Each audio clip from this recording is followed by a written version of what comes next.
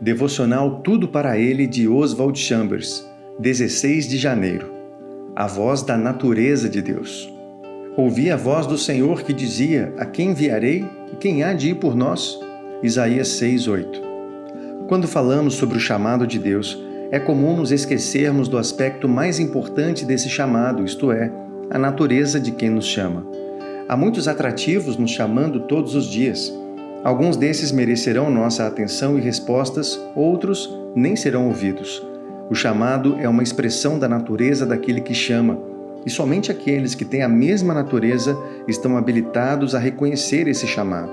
O chamado de Deus é a expressão da sua natureza, não da nossa. Deus providencialmente tece os fios do seu chamado por meio da nossa vida e somente nós podemos distingui-los. É o encadeamento da voz do Senhor diretamente sobre nós em relação a certa preocupação e é absolutamente inútil buscar tais respostas na opinião de outra pessoa. Os nossos acordos quanto ao chamado de Deus devem ser mantidos exclusivamente entre nós mesmos e Ele. O chamado de Deus não é um reflexo da minha natureza. Meus desejos pessoais e personalidade não estão em questão nesse momento.